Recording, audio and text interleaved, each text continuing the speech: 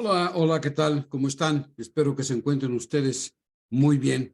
Bueno, pues les estoy grabando el tema de la clase correspondiente al capítulo 12 del libro del Apocalipsis.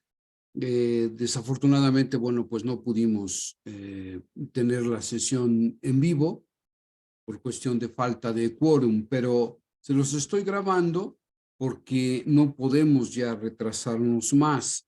Apenas tenemos el tiempo justo para terminar con el temario. Entonces les mando la clase grabada. Por favor, les voy a mandar también un texto.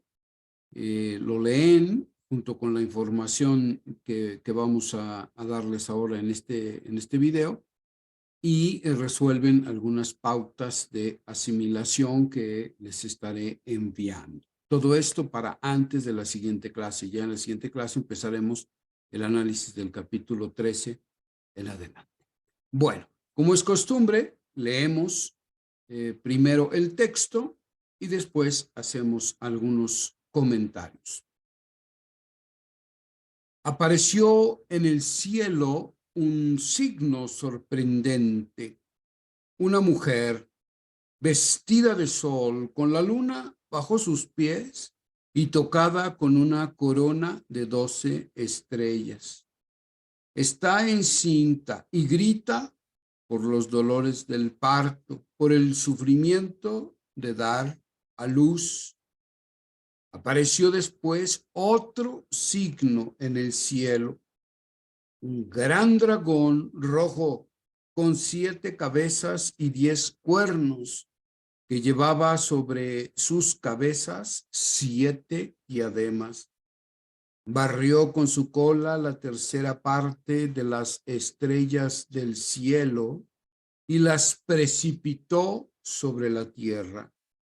El dragón se detuvo delante de la mujer que iba a dar a luz para devorar a su hijo en cuanto naciera. La mujer dio a luz un hijo varón, el que ha de regir a todas las naciones con cetro de hierro. Pero su hijo fue arrebatado y llevado hasta Dios y su trono.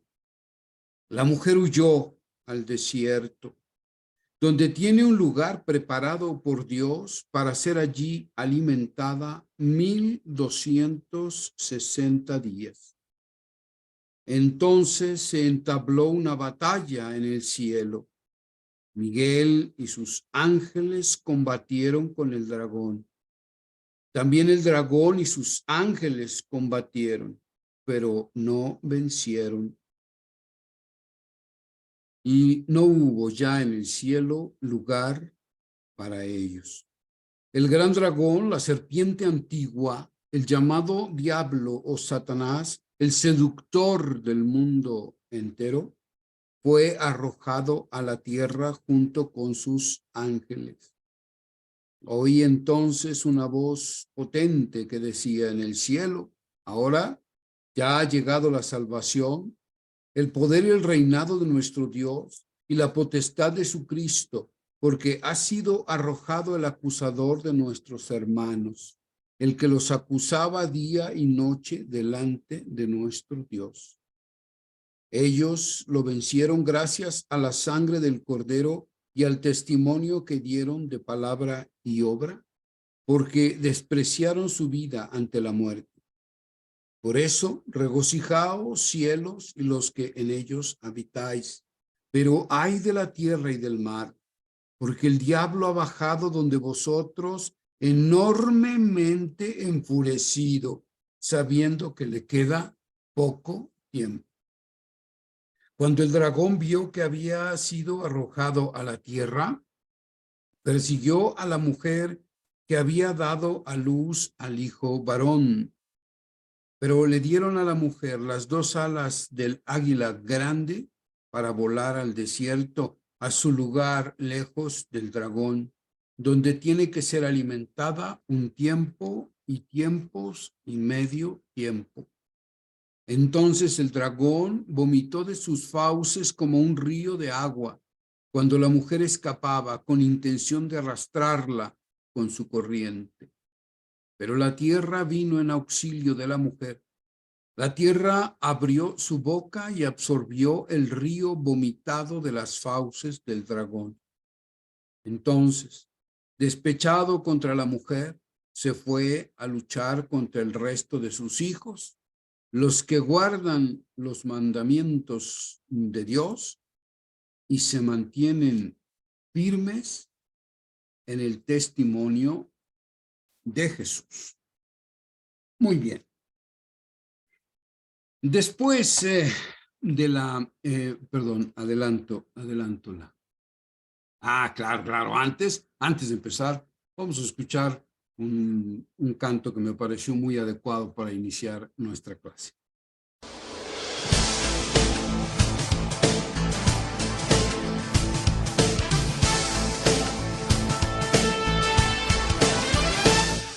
De pronto me encontré en una batalla, la cual pensé que no podría ganar. Me sentí débil y muy confundido. Satanás me quería derrotar.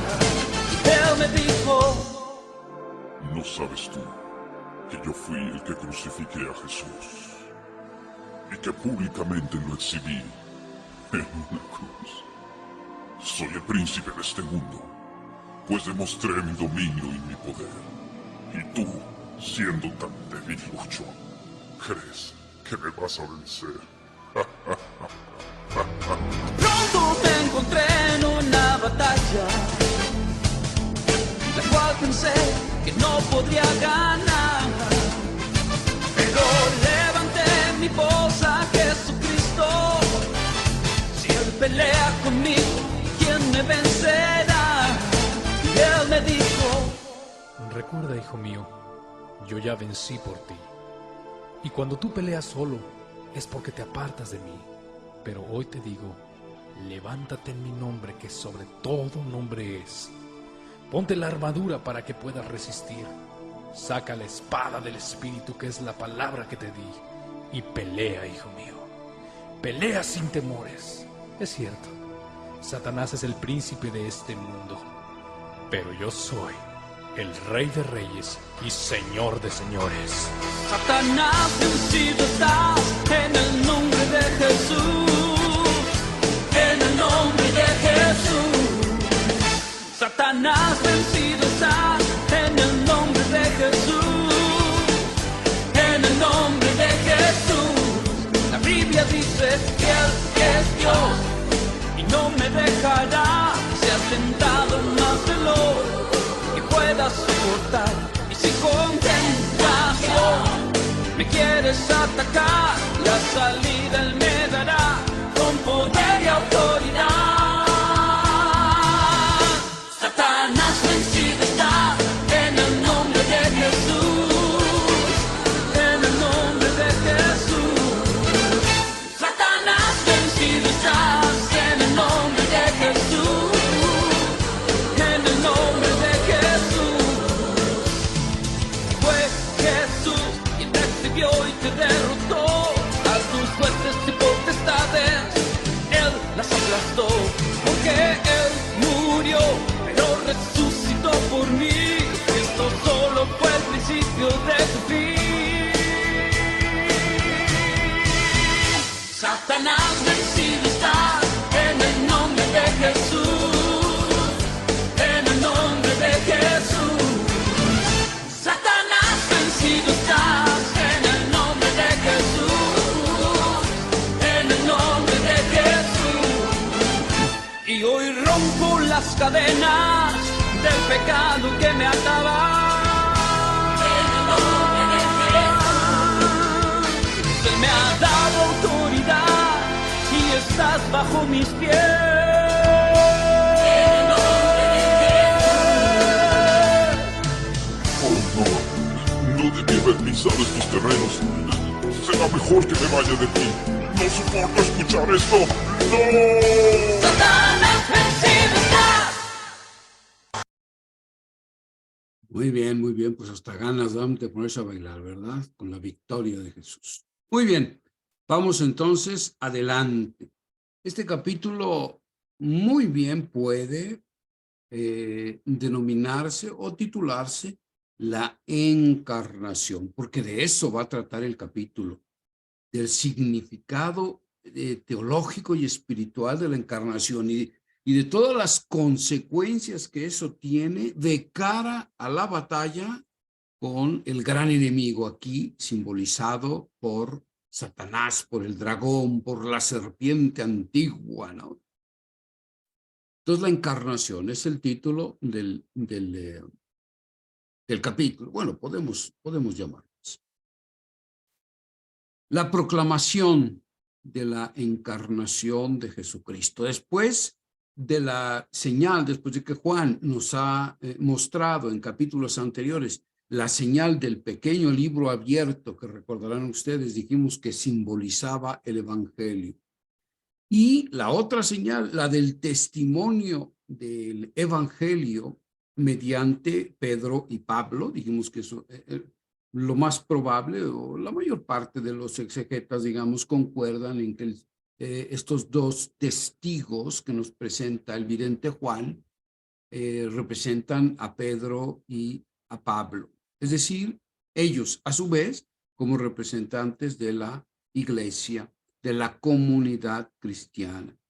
Entonces encontramos el objeto del testimonio, es decir, la proclamación de la encarnación de Jesucristo. Ese es el objeto, digamos, del testimonio, proclamar la encarnación de Jesucristo. Con este modo de proceder, Juan muestra una profunda inteligencia espiritual, porque parecería más lógico establecer el orden inverso. Primero la encarnación, después el evangelio y al final la iglesia con su testimonio, ¿no? Pero recordemos que estamos en las tres últimas trompetas, las que describen la comprensión de la realidad que se tiene en el cielo, desde lo alto. Y vistas desde el cielo, la Pascua precede a Belén y la cruz precede a la Navidad. Por lo demás, cuando Mateo y Lucas en sus capítulos 1 y 2, los llamados evangelios de la infancia, nos hablan de los hechos de Belén, tal como los captan en la fe, los releen ya en referencia a la cruz, proyectando sobre ellos la luz de los acontecimientos pascuales.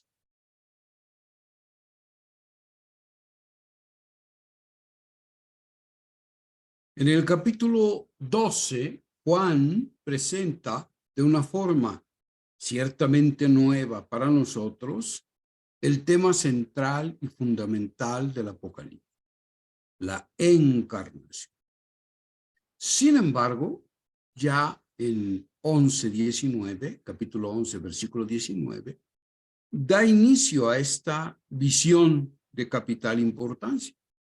Allí se dice que se abrió entonces en el cielo el templo de Dios y dentro de él apareció el arca de su alianza.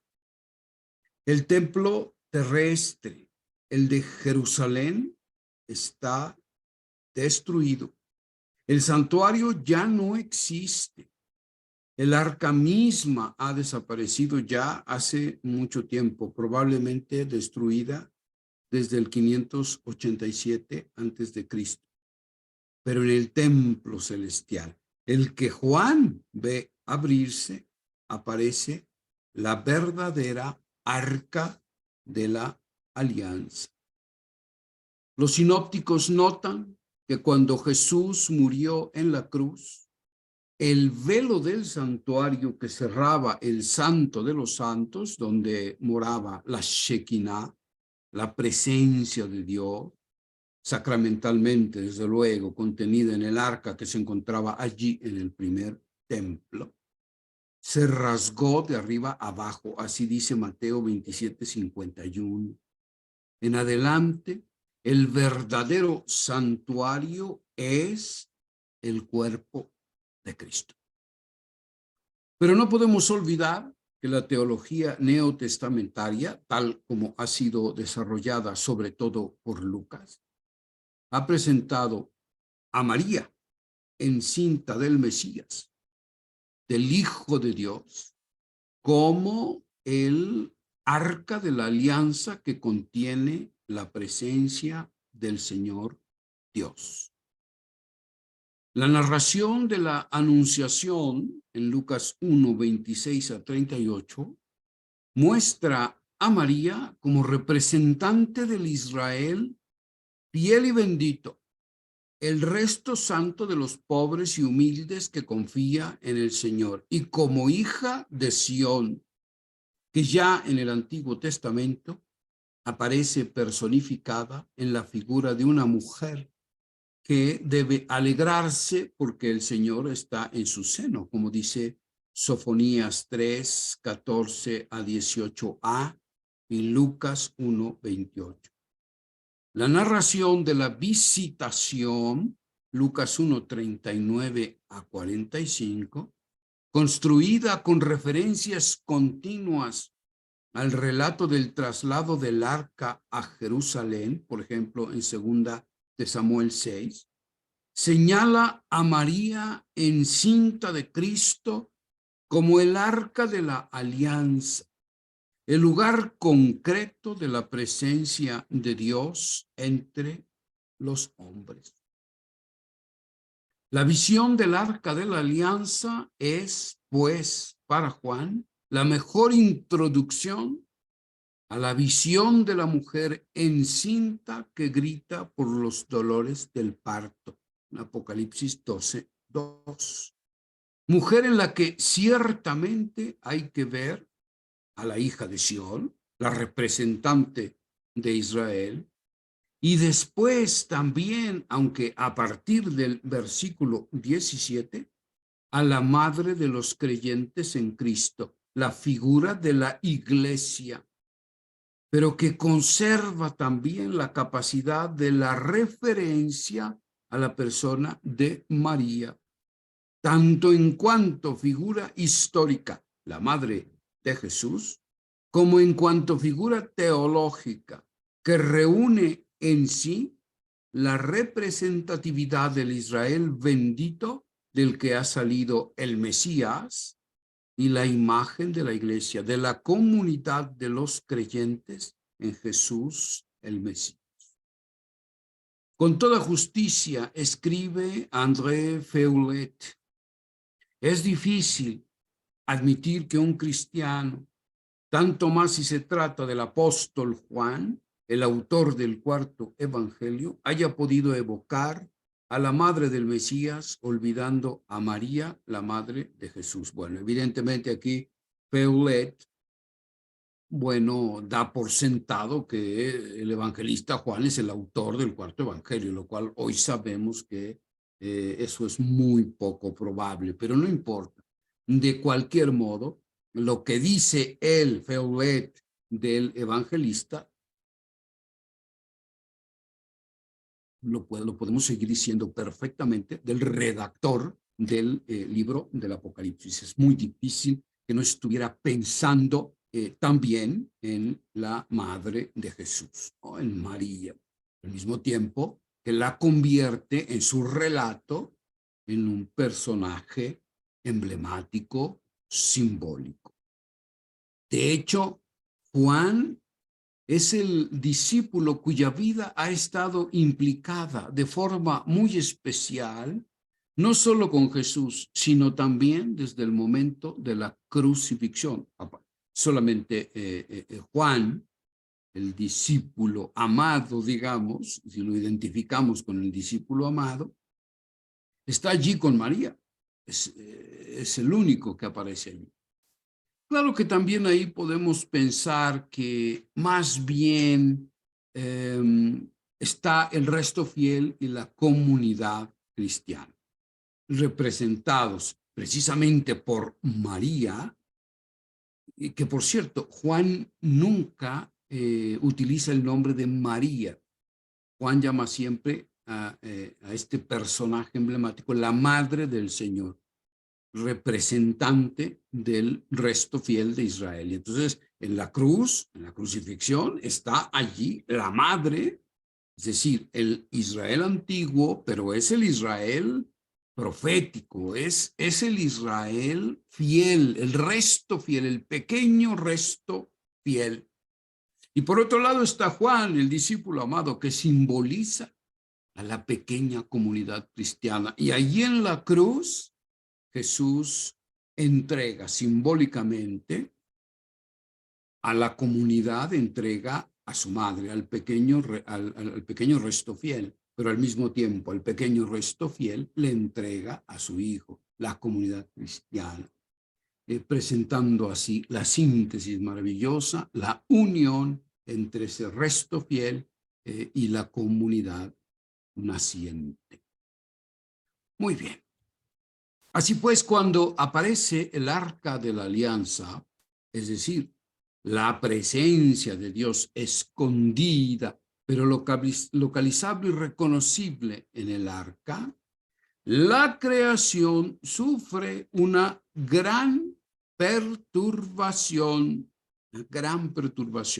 en medio de relámpagos, de retumbar de truenos, de temblores de tierra y de fuerte granizada.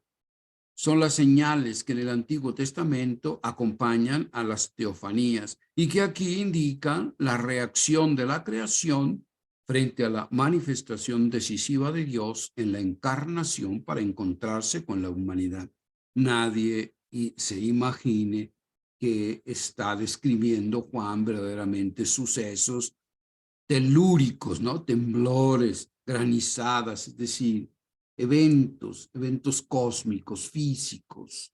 No, Juan nos está presentando a través del lenguaje propio del Apocalipsis, que cuando se presenta una teofanía, es decir, cuando se manifiesta de manera definitiva para salvar Dios, las teofanías, entonces se rodean de toda esta serie de eventos cósmicos que nos permiten entender lo que sucede a nivel espiritual en la creación ante la aparición teofánica de Dios, que en este caso es, digamos, la epifanía, la manifestación por excelencia, que es la encarnación.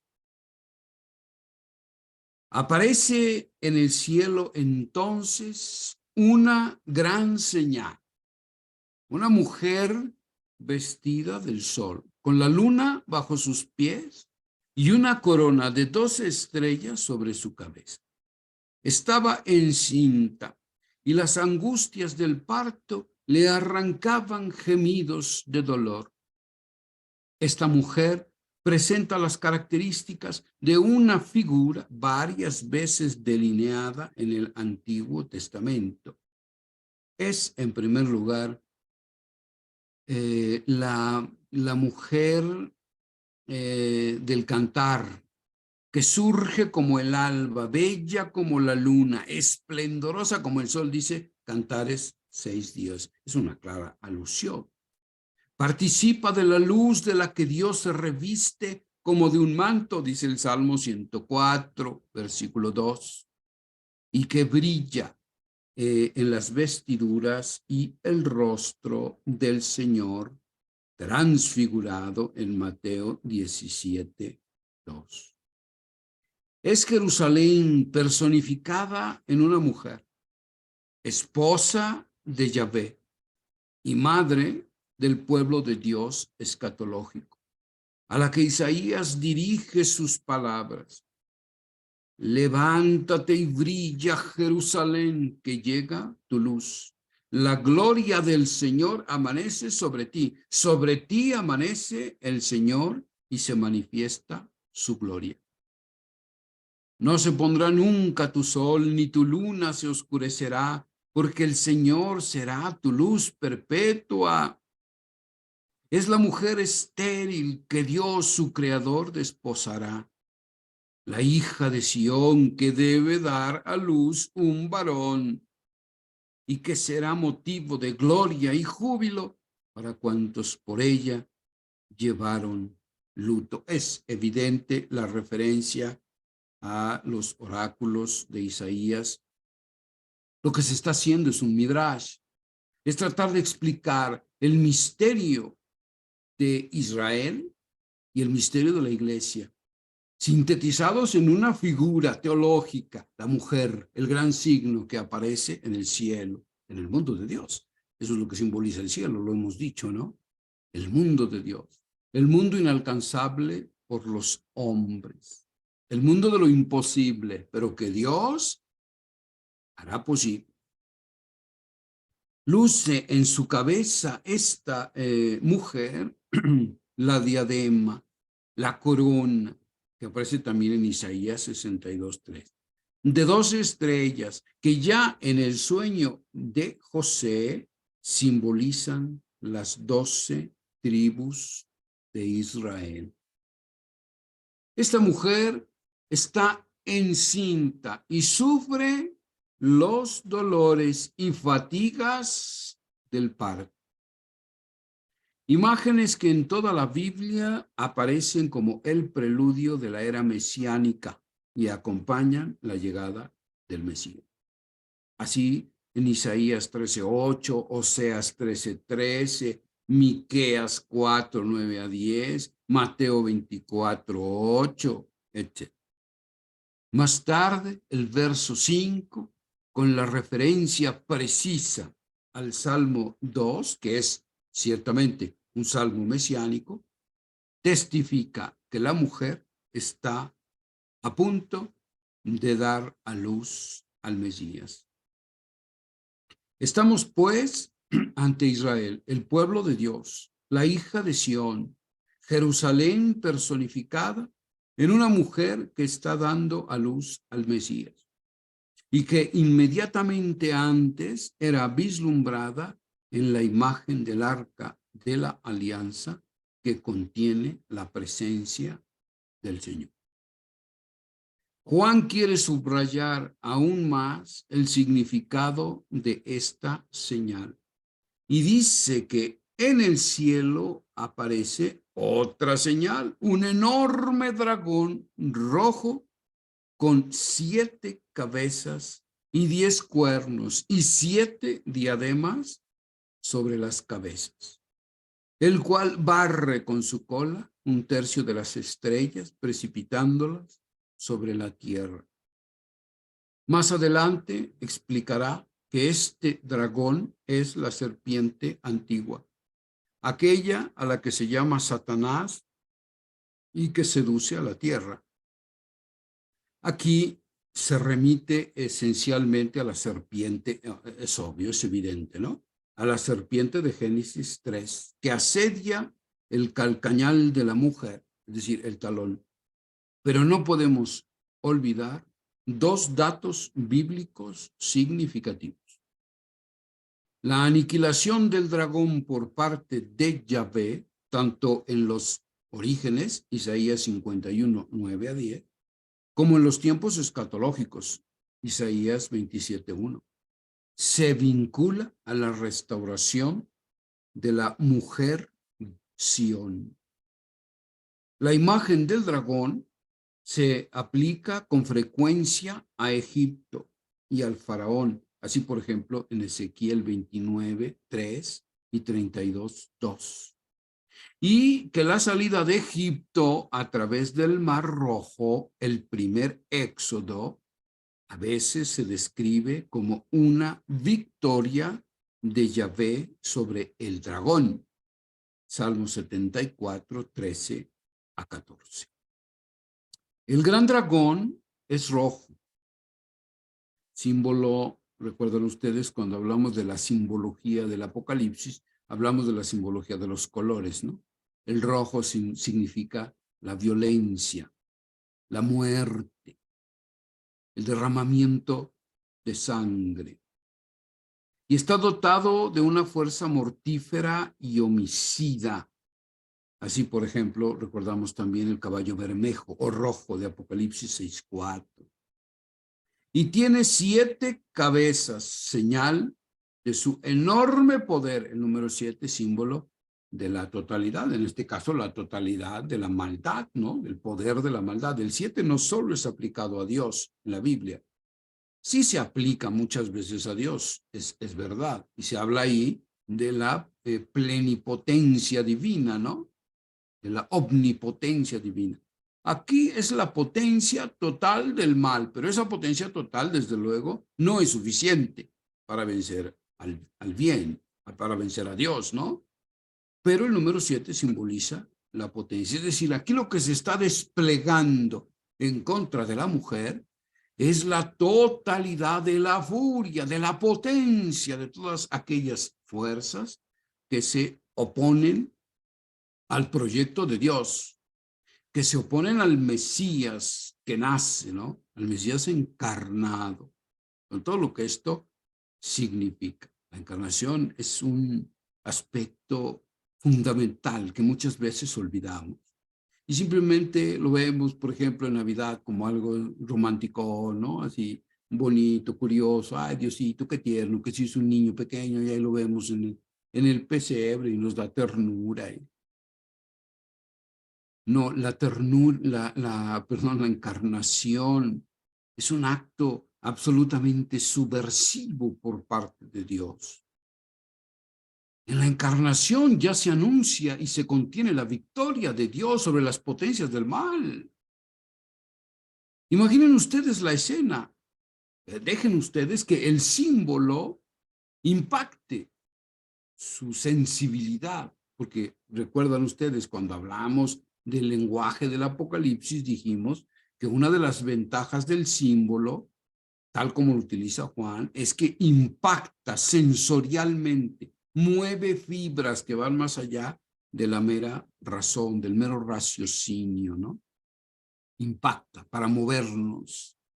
Entonces imagínense ustedes este dragón terrible de 7 cabezas, ¿no? Que tienen ustedes ahorita un poco ahí representado en la pantalla. ¿Frente a qué? Frente a una indefensa mujer que está encinta. Es un dragón terrible, 7 cabezas. La mujer está encinta y con dolores de parto, es decir, es la imagen de la vulnerabilidad. Este Dios que se hace pequeño y que viene al mundo a través de encarnarse, de asumir la carne en el vientre de una mujer, de una pequeña doncella. Esa es la forma que Dios tiene de vencer la pequeñez, la entrega de la vida. Y esto se llevará a cabo de manera definitiva también en la cruz, ¿no? Ahí el Mesías crucificado es el que da vida. En el Evangelio de Juan es el Mesías crucificado, ya muerto inclusive, ¿no? Le atraviesan el costado con una lanza, y la respuesta de este Dios encarnado y crucificado es derramar el Espíritu sobre toda carne, como profetizaba Ezequiel. Tremendo, tremenda. ¿Sí? El dragón se alza frente a la mujer que está a punto de dar a luz, la cual aparece así como la réplica celestial de Eva, la madre de la nueva humanidad. La mujer es el antitipo de Eva. O sea, Eva es el tipo de la mujer que ha, mujer slide, pongan ustedes, o mujer diagonal, ser humano, ¿no? Que ha fracasado, que ha fracasado. Esta mujer en el Apocalipsis es el antitipo de Eva. Eva, que fue la madre de todos los vivientes en Génesis 3:20. En esta mujer es toda la humanidad la que en su condición de nueva criatura da a luz un hijo. Después del pecado se nos vuelve a remitir al paralelismo entre el comienzo y el final de la Biblia. Dios había prometido, maldiciendo a la serpiente, Pondré enemistad entre ti y la serpiente, entre tu linaje y el suyo. Él te herirá en la cabeza, mientras que tú solo herirás su talón. Aquí tenemos el cumplimiento de esta promesa. Pero la que aparece es una nueva Eva, una Eva rehecha desde lo alto, la esposa del cantar. ¿Quién es esta que surge como el alba, bella como la luna, esplendorosa como el sol? Cantares 6:10. Es Eva que avanza en María, hija de Sión, la nueva Eva, la humanidad que está avanzando a través de Israel. Frente al Hijo de Dios, nacido de mujer, como dice Pablo en Gálatas 4:4, las potencias de este mundo se desencadenan. Ya Mateo había mostrado que apenas aparece Jesús en la carne en Belén, Herodes, ministro del príncipe de este mundo, lo persigue en Mateo 2. La descripción de la actividad del gran dragón que Juan modela a partir de Daniel 8:10 lo convierte en el representante de la fuerza de la anticreación, barriendo 1/3 de las estrellas del cielo y precipitándolas sobre la tierra. Pretende destruir el orden del universo establecido por Dios cuando separó la esfera terrestre de la celeste. Recuerdan ustedes, ¿no? En eso consistió la creación. Dios separa las aguas primordiales y crea un espacio entre las aguas de arriba y para generar lo seco abajo, ¿no? Entonces ese orden creacional es amenazado por los poderes que se oponen al Mesías encarnado.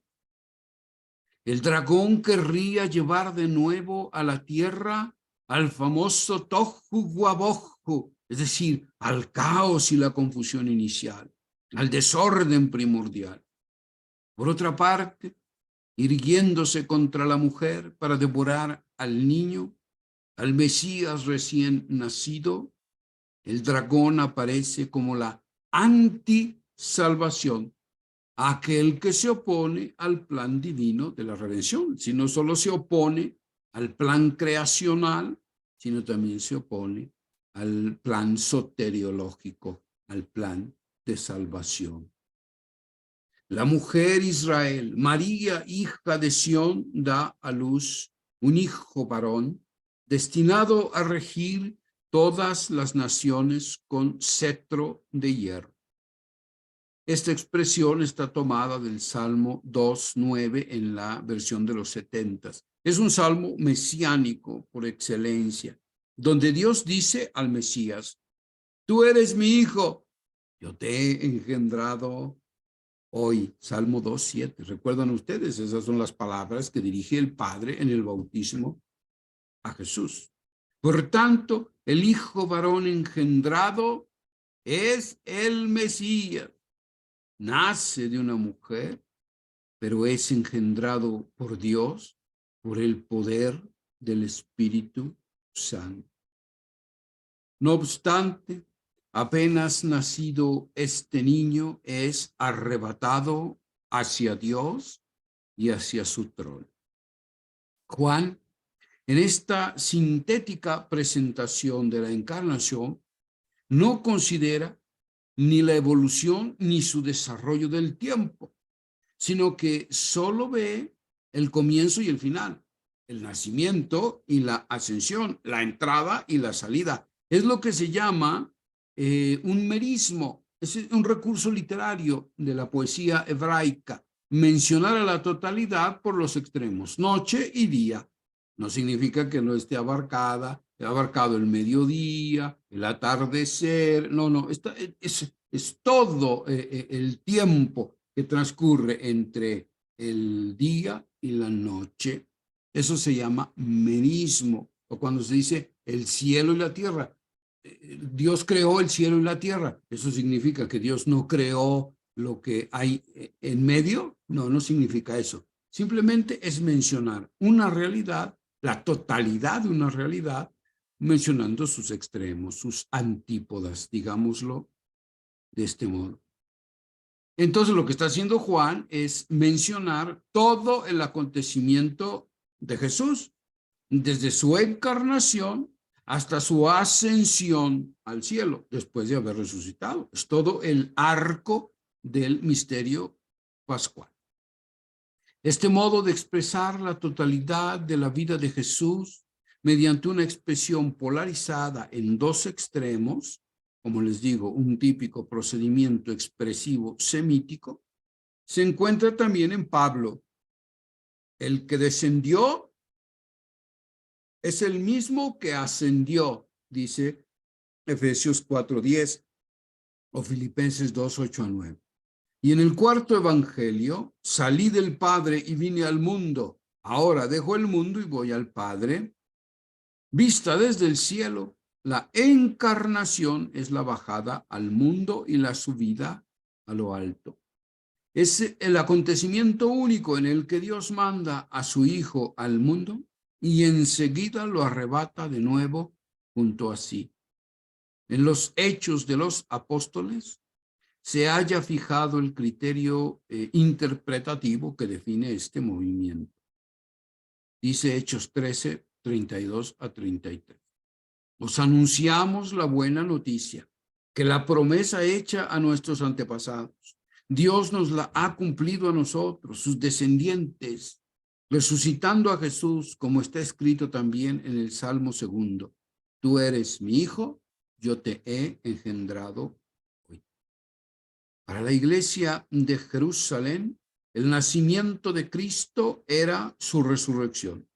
Y por eso el Salmo 2 se aplicaba a la resurrección.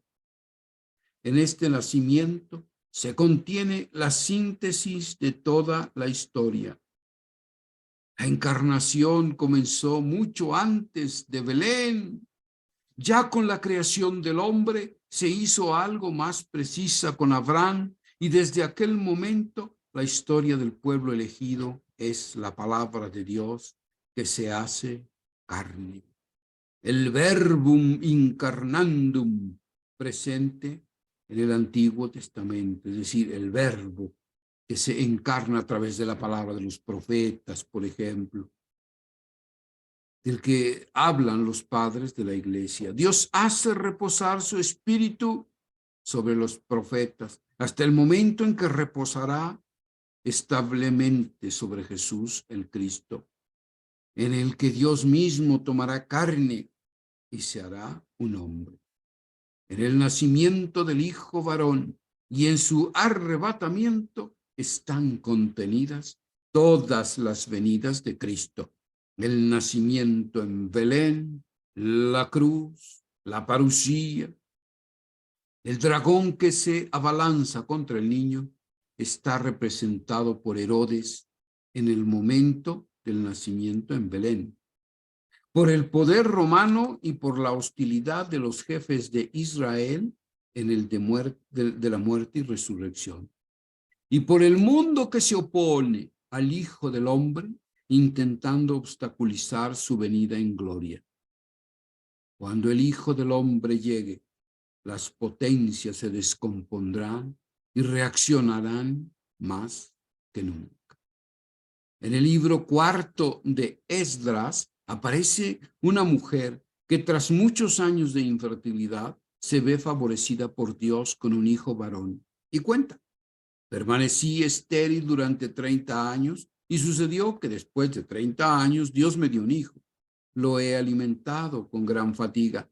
Y sucedió que cuando creció y llegó a tomar mujer, hice para él un gran banquete nupcial. Y sucedió que cuando mi hijo entró en su tálamo, cayó y murió.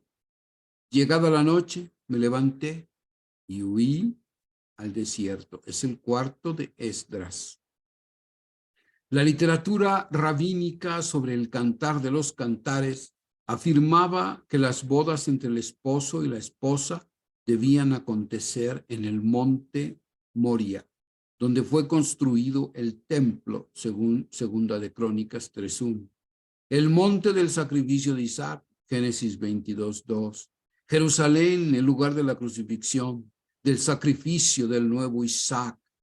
Allí estaba el tálamo nupcial, como dice el Targum, en el comentario a Cantares 2:17. La tradición rabínica subraya también que Abraham había preparado sobre el monte Moria el haz de leña para el sacrificio del hijo Isaac, como un padre construye el tálamo para su hijo. La mujer de 4 Esdras, que representa a Sión, esta mujer que has visto es Sión, dice el cuarto de Esdras 10:44, a Israel, hace crecer al hijo con fatiga, pero cuando llega la hora de las bodas, él entra en la cámara nupcial y enseguida muere. La hora de las bodas coincide con la hora de la muerte. Gracias a este texto, que se remonta a los años posteriores a la destrucción del templo, entendemos que para Juan, el hijo nacido e inmediatamente arrebatado al cielo pasa en realidad a través de la muerte que acontece en el tálamo nupcial, que es la cruz. La cruz, la pasión y muerte de Jesús, el Mesías, no están ausentes. Antes bien, se presuponen en esta visión de la encarnación desde el cielo. Por lo demás, la imagen de la mujer que da a luz al Mesías entre grandes dolores y sufrimientos y frente a la amenaza de la serpiente se encuentra también en un texto de Qumrán. El tema del Mesías nacido y enseguida arrebatado al cielo parece referirse a una tradición sobre el Mesías sufriente, el Mesías hijo de José, de la que se hace eco en un pasaje en el Talmud. El hijo fue arrebatado hacia el trono de Dios, mientras que la mujer huyó al desierto, donde tiene un lugar preparado por Dios para ser allí alimentada durante 1260 días. Juan tiene de nuevo presente el Antiguo Testamento y en particular la figura de la nueva Sión, la Jerusalén escatológica que según Isaías 66:7, antes de experimentar los dolores del parto, huyó y engendró un varón. El Targum de Isaías afirma que esta es la generación del Mesías. Está claro que para Juan, la mujer descrita en el capítulo 12 del Apocalipsis, es también la madre de Jesús, pero en cuanto hija de Sión, representante y figura de Israel, y no de la iglesia. Es esta mujer Israel la que huye al desierto, donde tiene un refugio preparado para ella durante todo el tiempo de los paganos. Es pues Israel quien es llevado al desierto, a la diáspora, como signo de misericordia y protección por parte de Dios. Si Israel se hubiera quedado en la tierra durante este tiempo de los Goyim, como llamaban los judíos a los no judíos, a los paganos, habría sido peor para él. Las luchas de parte del antimesías lo habrían perseguido aún más. En la diáspora Israel ha sido preservado, ha mantenido la fe. El exilio entre los paganos es, en el fondo, una medida de misericordia. Dios lleva a Israel a la diáspora, al desierto, para hablarle al corazón, como en las promesas hechas por boca de Oseas, para poder comenzar de nuevo la aventura nupcial entre Dios y la esposa Israel, en una fidelidad renovada desde lo alto. Dios no ha rechazado al pueblo que había elegido, como dice Romanos 11:2. Dios no olvida las promesas y bendiciones, sino que usa de misericordia con Israel, preparándole un refugio y nutriéndolo en el desierto, como había hecho con el Israel del Éxodo, alimentándolo con el maná, el pan del cielo. y como había hecho con Elías, hasta que termine el tiempo de los paganos. De hecho, realmente los momentos más fuertes, de mayor profundidad teológica y radicalidad espiritual de Israel, se han dado siempre curiosamente, en épocas de exilio, en épocas de persecución, de dolor, ¿no? Entonces, esta imagen de la mujer huyendo al desierto en donde Dios la protege, pues es una manera simbólica de decir eso. Aún en los momentos de grande tribulación, de desolación, de pérdida aparente de todas las seguridades, Dios provee, Dios protege a su pueblo.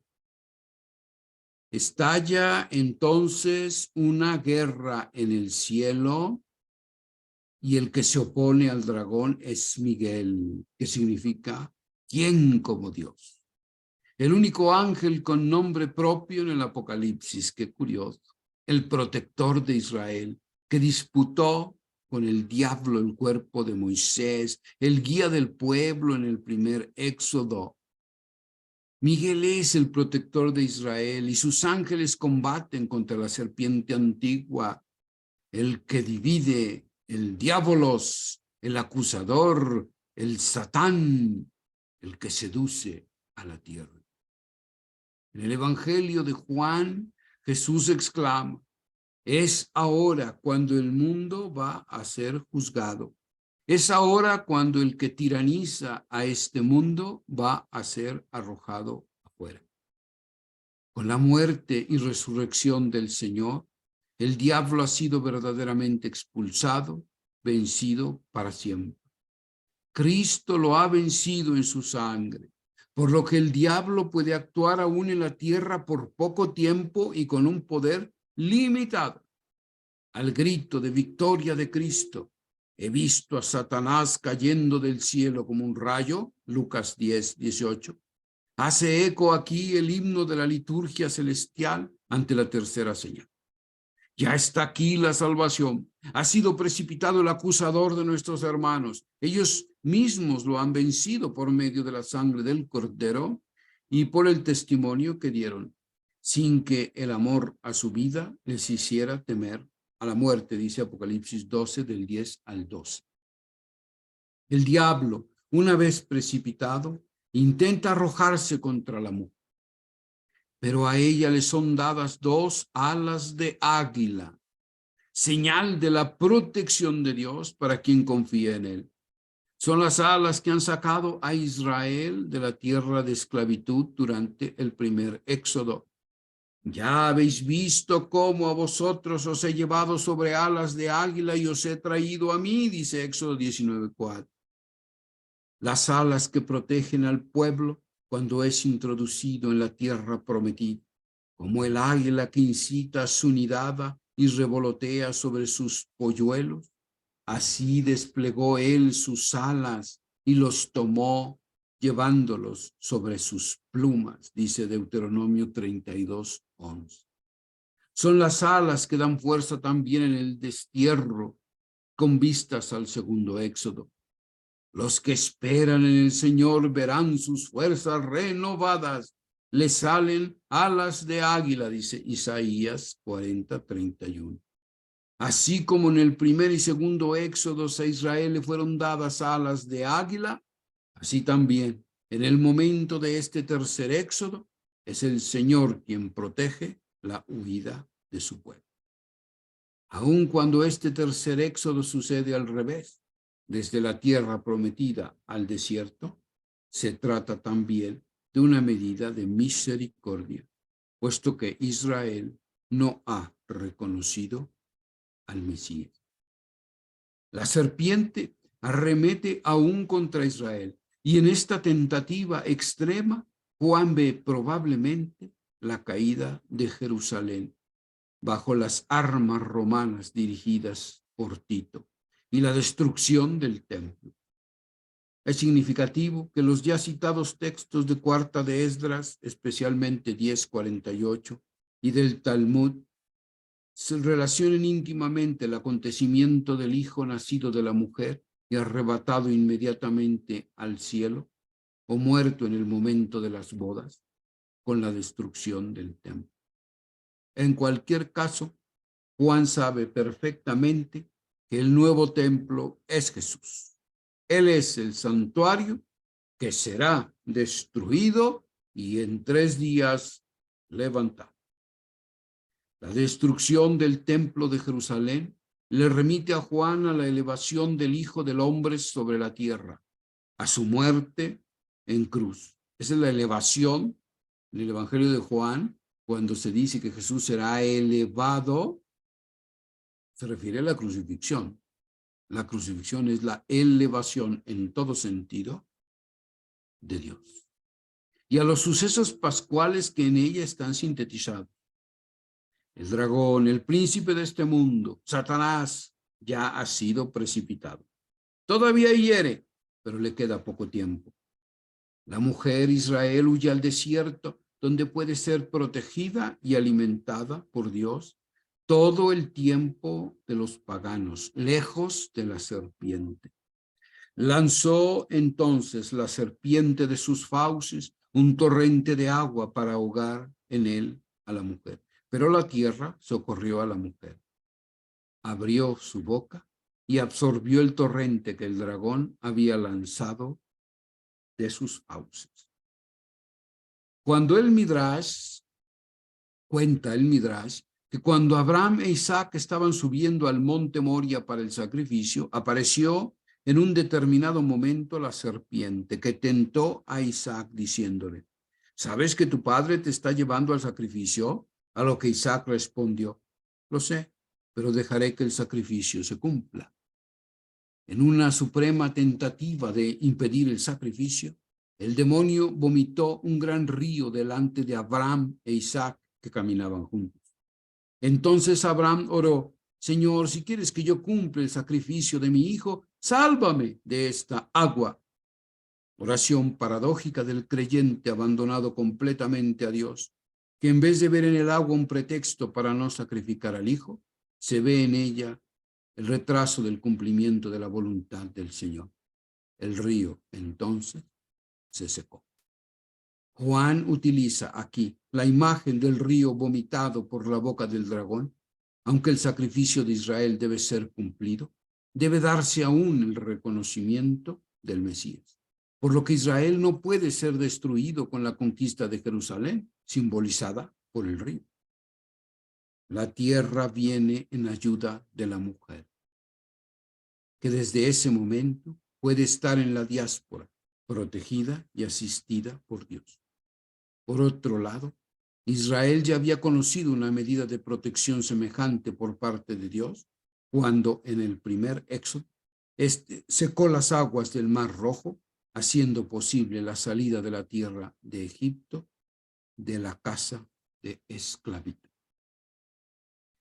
Les dejo aquí un esquema que resume muy bien todo lo que hemos platicado, reflexionado sobre este capítulo número 12.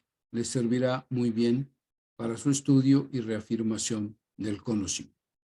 Muy bien, pues yo les agradezco muchísimo su atención y como les decía al principio del video, les voy a enviar una lectura adicional y unas pautas de asimilación que deberán responder como actividad correspondiente a este tema. Y Dios mediante, nos encontraremos muy pronto. Voy a checar cómo está lo de las vacaciones, porque creo que ya el próximo lunes son vacaciones de Semana Santa, pero yo les confirmo de cualquier modo. Estamos atentos y al pendiente. Cuídense muchísimo. Hasta luego. Bye, bye.